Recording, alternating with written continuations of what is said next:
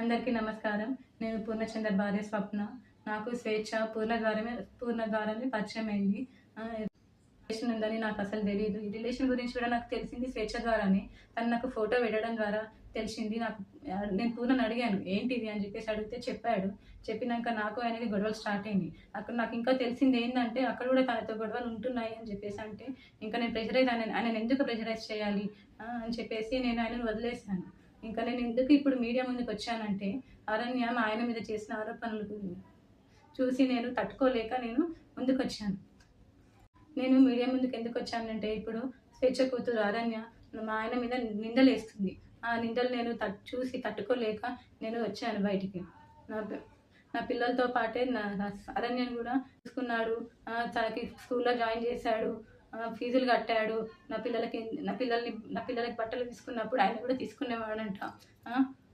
నేను నీ కన్న తండ్రి కూడా వదిలేసి వెళ్ళిపోతే కూడా పూర్ణ ఆ స్థానం తీసుకున్నాడు. కన్న తండ్రి కన్నా ఎక్కువనే చూసుకున్నాడు. నా కూతురుని ఎలా అయితే చూసుకున్నాడో నిన్ను కూడా అలానే చూసుకున్నాడు అరణ్య. కానీ నువ్వు ఇలాంటి నిందలు వేయడం కరెక్ట్ కాదు.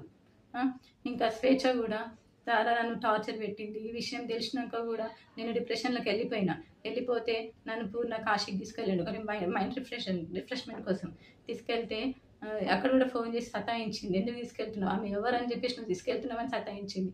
ఆయన ఫోన్ లిఫ్ట్ చేయకపోతే నా ఫోన్కి చేసి సతాయించింది. అసలు ఎక్కడికి తీసుకెళ్ళినా, ఫంక్షన్కి వెళ్ళినా, ఎక్కడున్నా కూడా నువ్వెందుకు ఆమెతో ఉంటున్నావు, నా దగ్గరకు వచ్చేసాయి అని చెప్పేసి చాలా బ్లాక్మెయిల్ చేసింది. ఎప్పుడు చూడండి స్లీపింగ్ పిల్స్ మింగడము. నాకు ఆడపిల్ల ఉంది. స్వేచ్ఛ కూతురు అరణ్యాన్ని కూడా పూర్ణ నా కూతురు లాగానే చూసుకున్నాడు. నాకు తెలియకుండా పిల్లలని ఆమె దగ్గరికి తీసుకొని వెళ్ళి ఆడిపిస్తుంటే వచ్చేవాడు. తర్వాత నాకు నా పిల్లలు చెప్పారనమాట, అమ్మ ఒక అక్క దగ్గరికి వెళ్ళి ఆడుకుంటున్నాను, ఒక ఆంటీ ఉన్నది, ఒక ఆంటీ నన్ను అమ్మ అని పిలవమని చెప్పింది అని చెప్పేసి నా కూతురు చెప్పింది. నా కూతురు చెప్తే నాకు తెలిసింది. ఇంకా అప్పుడు నాకు తెలీదు. తన వెనకాల ఎవరుండి చెప్పిస్తున్నారో కూడా నాకు తెలీదు. కానీ ఇవన్నీ చేయొద్దు అరణ్య నువ్వు. మా ఆయన మీద నాకు నమ్మకం ఉంది. ఆయన అంత చెడ్డ మనిషి కానే కాదు. ఇంత చేరదీసిండు నిన్ను అరణ్య. మీ మమ్మీని ఇంత చేరదీసినా కూడా నా బతుకుని మీ మమ్మీ ఏం చేసిందమ్మా, తీసుకొని మమ్మల్ని రోడ్డు పాలు చేసేసింది.